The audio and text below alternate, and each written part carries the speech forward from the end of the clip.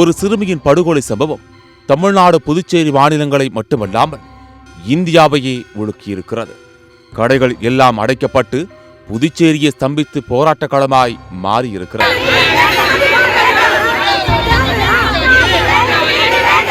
சிறுமியின் படுகொலை பின்னணியில் நடந்தது என்ன, காவல்துறை அலட்சியமாக செயல்பட்டது ஏன் என விசாரித்த போதுதான் பல்வேறு அதிர்ச்சி தகவல்கள் கிடைத்தன.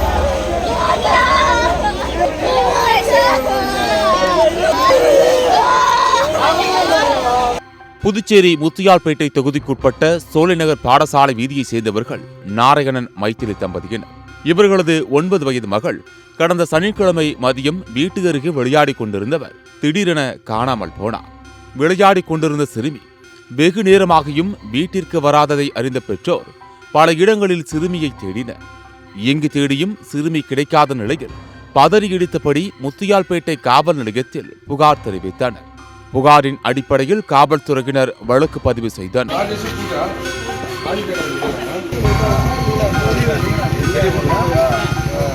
இதனைத் தொடர்ந்து வீட்டு அருகே அமைக்கப்பட்டிருந்த சிசிடிவி காட்சிகளை ஆய்வு செய்தனர். அப்போது சிறுமி வீட்டிலிருந்து சாலை வரை நடந்து வருவது மட்டுமே ஆய்வு செய்த அனைத்து சிசிடிவி காட்சிகளிலும் பதிவாகி உள்ளது. அதன் பிறகு சிறுமி மாயமாகிவிட்டார். இதனால் சோலைநகர் பகுதியில்தான் சிறுமியை யாராவது கடத்தியிருக்க வேண்டும் என்ற கோணத்தில் தொடர்ந்து விசாரணையை நடத்தினர். ஆனால் சிறுமியின் குடியிருப்பை சுற்றி மட்டுமே விசாரித்திருக்கின்றனர். பக்கத்து தெருவில் சென்று விசாரிக்க வேண்டும் என்று சிறுமியின் உறவினர்கள் சொல்லியும் கூட வெவ்வேறு சாதியினர் வசிக்கும் பகுதிக்கு சென்று விசாரிக்கவில்லை என்பதுதான் சிறுமியின் உறவினர்களின் அதிர வைக்கும் குற்றச்சாட்டு. சனிக்கிழமை 2 மணிக்கு காணா போயிடுது. அதுக்கப்புறம் அதிகாரி வந்து பார்த்துன்னு போறாங்க. என்னன்ட்டு நான் என் கூட்டு சந்திலே தான் பார்க்குறாங்களோ கொசம், வெளியில் எங்கேயும் அவுட்டரில் பார்க்க மாட்டேன், ஸ்டெப் எடுக்க மாட்டேன். நல்லா காணா ஆனால் தேடினே இருக்கிறாங்க. போலீஸ் அந்த தெருவில் அந்த பகுதியில் மட்டும் தான் தேடுறது தவிர யாரையும் இருக்காங்க. நாங்கள் பொதுமக்கள் ரோட்டில் வந்தால் எங்களை தான் ஆய கட்டுறாங்க. எங்களையே தான் சந்தேகப்படுறாங்க தவிர பக்கத்து தெருவில் போய் விசாரிக்க மாட்டாங்க. அப்போ அவங்களாம் வசதியானவங்கன்றதாலையா இல்லை சமுதாயத்தில் வேற ஆளுன்றதாலையா நான் அதை எப்படி சார் எடுத்துக்கிறது? நான் தேடுறேன்ட்டு எங்கள் வீட்டில் தங்கச்சி வீட்டில் தான் ஃப்ரிட்ஜை திறக்கிறாங்க, வாஷிங் மிஷினை திறக்கிறாங்க, அலமாரியை திறக்கிறாங்க. ஆனால் வெளியில் போய் எதுவுமே பார்க்கல. அப்படியே உட்காடுறாங்க, திரும்பி போயிடுறாங்க, திரும்பி போயிடுறாங்க. என் பிள்ளைக்கு எந்த ரெஸ்பான்ஸ், உயிராக்கு செத்துருச்சா ஒரு பதிலே சொல்ல மாட்டாங்க சார். தொடர்ந்து காவல்துறையின் தேடுதலில் முன்னேற்றம் இல்லாமல் போனதால் உறவினர்கள் போராட்டத்தில் ஈடுபட ஆரம்பித்துள்ளனர். அதன் பிறகுதான் தேடுதலில் தீவிரம் காட்ட ஆரம்பித்திருக்கிறது புதுச்சேரி காவல்துறை. இதனைத் தொடர்ந்து 300க்கும் மேற்பட்டோரிடம் விசாரணையும், 150க்கும் மேற்பட்ட சிசிடிவி காட்சிகளும், 50க்கும் மேற்பட்ட வாகனங்களையும் சோதனையிட்டுள்ளனர். அதேபோல அந்த பகுதிக்குட்பட்ட செல்போன் டவர் சிக்னல் மூலம் குறிப்பிட்ட நேரத்தில் பேசியவர்களிடமும் விசாரணை செய்தனர். ஆனால் இவற்றில் காணாமல் போன சிறுமி தொடர்பாக எந்த ஒரு துப்பும் தடயமும் காவல்துறையினருக்கு கிடைக்காததால் அவர்கள் திணறிக் கொண்டிருந்தனர். இந்த நிலையில்தான் தமிழ்நாடு, புதுச்சேரியே களங்கடிக்க வைக்கும் சோக நிலை உருவானது. அதாவது அதே பகுதியில் அம்பேத்கர் நகர் வாய்க்காலில் ஒரு பிணமூட்டை இருப்பதை கண்ட பொதுமக்கள் காவல்துறையினருக்கு தெரிவித்தனர். இதனையடுத்து அங்கு வந்த காவல்துறையினர் அந்த மூட்டையை திறந்து பார்த்தபோது அது தேடப்பட்ட சிறுமி என்பது தெரிய வந்தது. சிறுமியின் உடலை பார்த்ததும் அவரின் பெற்றோரும் உறவினர்களும் கதறி துடித்தது அந்த பகுதியையே சோகத்தில் ஆழ்த்தியது.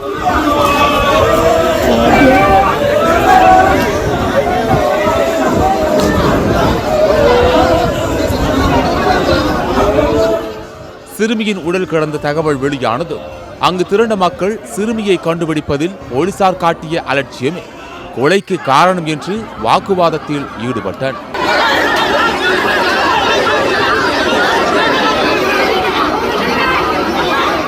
அங்கு சுமார் 1000க்கும் மேற்பட்டோர் கூடியதால் அப்பகுதி பதற்றமானது. இது குறித்து புதுச்சேரி செய்தியாளர் ஜெயக்குமார் மேலும் விசாரித்த போது காவலர்கள் துரிதமாக செயல்படவில்லை என்று குற்றம் சாட்டிய அப்பகுதி மக்கள் அலட்சியமாக செயல்பட்ட காவல்துறையினர் மீது நடவடிக்கை எடுக்கச் சொல்லி போராட்டத்தில் ஈடுபட்டனர்.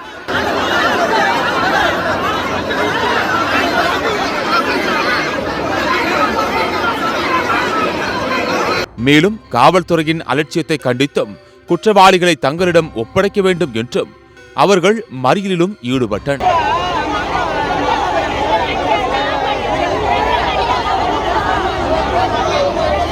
சுமார் 2 மணி நேரம் போராட்டம் தொடர்ந்தது. இதனிடையே உள்ளூர் காவல்துறையினரால் மக்களை சமாளிக்க முடியாத நிலையில் தேர்தல் பணிக்காக வந்த துணை ராணுவ படையினரை அங்கு புதுச்சேரி காவல்துறையினர் வரவழைத்தனர். அதன் பின்பு அவர்களிடம் பேச்சுவார்த்தை நடத்திய காவல்துறையினர் குற்றவாளிகளை விரைவில் கண்டுபிடிப்பதாக தெரிவித்தனர். அப்போது சிறுமியின் உடலை அரசு மருத்துவமனையில் உடற்கூறாய்வு செய்யக்கூடாது என்றும் ஜிப்மர் மருத்துவமனையில்தான் உடற்கூறாய்வு செய்ய வேண்டும் என்றும் அப்பகுதி மக்கள் வலியுறுத்தினர். இதையடுத்து சிறுமியின் உடல் கதிர்காமம் அரசு மருத்துவமனையில் இருந்து ஜிப்மர் மருத்துவமனைக்கு எடுத்துச் செல்லப்பட்டு உடற்கூறாய்வு நடைபெற்றது. உடற்கூறாய்வு முடிவில் சிறுமி பாலியல் வன்கொடுமை செய்யப்பட்டு கொலை செய்யப்பட்டது தெரிய வந்தது. இதனிடையே சிறுமி பாலியல் வன்கொடுமை செய்யப்பட்டு கொல்லப்பட்ட விவகாரத்தில் சந்தேகத்தின் அடிப்படையில் அதே பகுதியைச் சேர்ந்த 7 பேரிடம் போலீசார் விசாரணை மேற்கொண்டனர். அதில் விவேகானந்தன் என்ற முதியவரும் கருணாஸ் என்ற 19 வயது இளைஞரும் சிறுமியை பாலியல் வன்கொடுமை செய்து கொலை செய்ததாக ஒப்புக்கொண்டதாக கூறப்பட்டது. இதனைத் தொடர்ந்து அவர்களிடம் மேற்கொண்ட விசாரணைகள் சம்பவ தினத்தன்று விவேகானந்தனின் வீட்டிற்கு கருணாஸ் சிறுமியை அழைத்துச் சென்றதும் அப்போது இருவரும் அவரை பாலியல் வன்கொடுமை செய்த நிலையில் சிறுமி சிறிது நேரத்தில் மயங்கியுள்ளார். அவரை அப்படியே விட்டால் வெளியில் கூறிவிடுவார் என்பதால் கழுத்தை நெரித்து கொலை செய்துள்ளனர். இதையடுத்து உடலை வேட்டியில் சுற்றி வீட்டிற்கு பின்புறமுள்ள கழிவுநீர் வாய்க்காலில் வீசியுள்ளனர் என்பதும் காவல்துறையினரின் விசாரணையில் திடுக்கிடும் தகவல் வெளியானது. அவங்க உண்மையை கொஞ்சம் கொஞ்சமாக சொல்ல ஆரம்பிச்சிருக்காங்க. அதுக்கப்புறம் தான் நம்ம நடவடிக்கை தீவிரப்படுத்திட்டு இருக்கிறோம். அதனால் வெகு விரைவாக அவங்களிடத்துல இருந்து விசாரணை செய்து இன்னும் மேலும் யாரெல்லாம் அதில் தொடர்பில் இருக்காங்கன்னு கண்டறிஞ்சு அவங்க மேலேயும் நடவடிக்கை எடுக்கிறது தான் இந்த தனி டீமே இப்போ போட்டிருக்கோம். அதாவது தண்டனையை பொறுத்த வரைக்கும் நீதிமன்றம் தான் தண்டனை கொடுக்க தெரியுமே தவிர காவல்துறை தண்டனை கொடுக்க முடியாது. சட்டம் சொல்றீங்களே, 4 நாள் ஆச்சு அந்த பொண்ணு செத்ததுக்கு அப்புறம் தானே கண்டுபிடிச்சீங்க. என்ன பண்ணீங்க 4 நாள் சட்டம் சொல்லுங்க. 4 நாளுக்கு அப்புறம் தான் கண்டுபிடிச்சீங்க. அந்த பொண்ணு போனமா தான் சாக்கு மூட்டையில கடந்தது. அதுக்கப்புறம் நீங்க கண்டுபிடிக்கிறீங்க. ஏன் கடத்தணும்னே அந்த 6 பேர் யாரும் உங்களுக்கு தெரியலையா? நாங்க வீட்டு வேலைக்கு போனா எங்க பிள்ளைங்களுக்கு சோறு, நாங்க வாசல்ல எங்க வீட்டு வாசல்ல என் பிள்ளைங்க விளையாடும். இவங்களுக்கு எவ்வளவு திமிரு இருந்தா எங்க வீட்டு வாசல்ல அந்த பிள்ளைய தூக்கின்னு போய் இந்த மாதிரி செய்வாங்க. நாளைக்கு எங்க பிள்ளைங்களுக்கு நாங்க இது என்ன உத்தரவாத போலீஸ்காரங்க தருவீங்க சொல்லுங்க.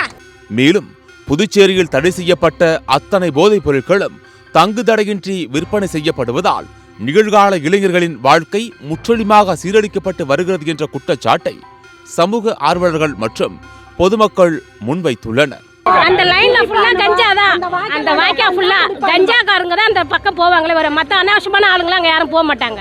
நாங்களே எவ்வளோ தடவை போலீஸில் கம்ப்ளைண்ட் பண்ணிக்கிறோம். பாண்டிச்சேரியில் இன்னைக்கு கஞ்சா நடமாட்டம் ரொம்ப அதிகமாக இருக்குதுங்க.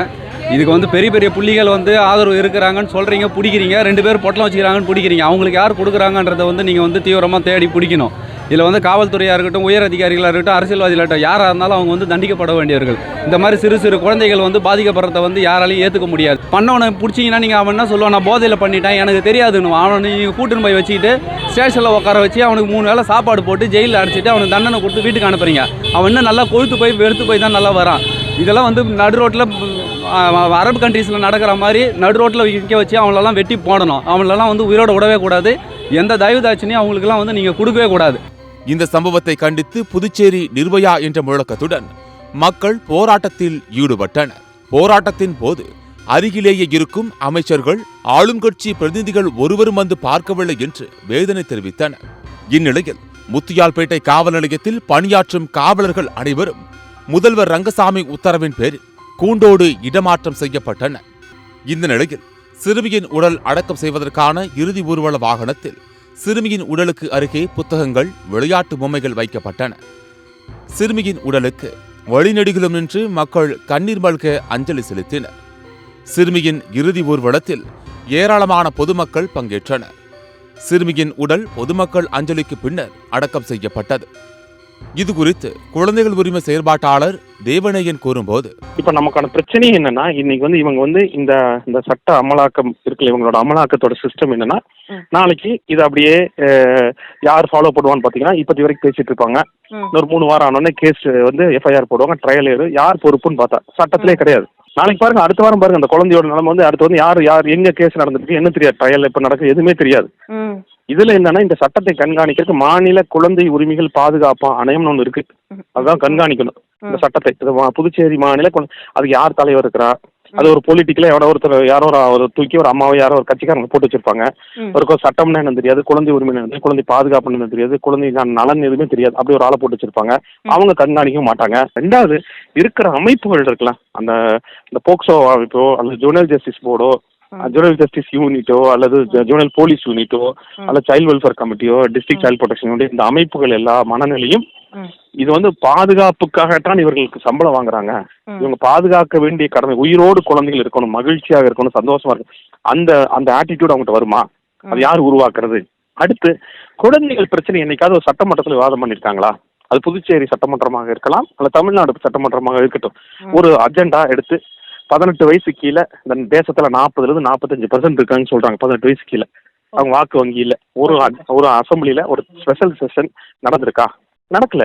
ஏன்னா குழந்தையோட அஜெண்டா கிடையாது. குழந்தைக்கு அந்த ஸ்டாண்டிங் கமிட்டி உண்டா? கிடையாது. இப்போ குழந்தைகளுக்கான அமைப்புகள்ல குழந்தை உரிமை, குழந்தை பாதுகாப்பில் நிபுணத்துவம் பெற்றவங்க உட்காந்துருக்காங்களா, இல்ல ஒரு சடங்கு சம்பிரதாயத்துக்கு உட்காந்துருக்காங்களா? இது எல்லா கேள்வியும் எல்லாத்துக்கும் தான் கேட்கறேன். எல்லா மாநிலங்களுக்கும் தான் நான் கேட்கறேன். அப்போ இது வந்து புதுச்சேரி பாப்பா நமக்கு நிறைய பாடங்களையும் படிப்பனையும் கொடுத்துட்டு போயிருக்காங்க. அதே போலதான் கிருகம் பாப்பா வந்து கொடுத்துட்டு போயிருக்காங்க. நம்ம பெரம்பலூர் பாப்பாவும் கொடுத்துட்டு போயிருக்காங்க, காஷ்மீர் பாப்பாவும் கொடுத்துருக்காங்க. ஆனா நம்ம என்ன கற்றறிந்தோம்? இன்னைக்கு இந்த நிகழ்காலம் குழந்தைகள், நாளை எதிர்காலம் குழந்தைகள் தான். அப்ப இந்த குழந்தைகளை பாதுகாக்கிற சமூகம் வந்து ஒரு நாகரிக சமூகமா? நமக்கு கத்துக்க தெரியாத மாதிரி இருக்கும் சார். நம்ம பாப்பாங்களெல்லாம் பறி கொடுத்துட்டு தான் இருக்கோமே ஒழிஞ்சு எதுவும் கத்துக்கிட்ட மாதிரி தெரியல இது வரைக்கும். அதாவது எந்த படிப்பனையும் கற்றுக்கொள்ள, எந்த பாடமும் கற்றுக்கொள்ளவில்லை. நாம் ஒரு குழந்தைக்கு ஒரு அநீதியான ஆளர்களா தான் இருக்கிறோம். கோஷங்கள், உணர்வுகள் எல்லாம் தாண்டி சிறுமிகள் பாலியல் வன்கொடுமை விவகாரங்களில் காவல்துறையும் சட்டமும் இன்னும் துரிதமாக செயல்பட்டு குற்றவாளிகளுக்கு தண்டனை வழங்கினால் மட்டுமே இதுபோன்ற குற்றங்களை குறைக்க முடியும் என்பதே சமூக செயற்பாட்டாளர்களின் கருத்தாக உள்ளது.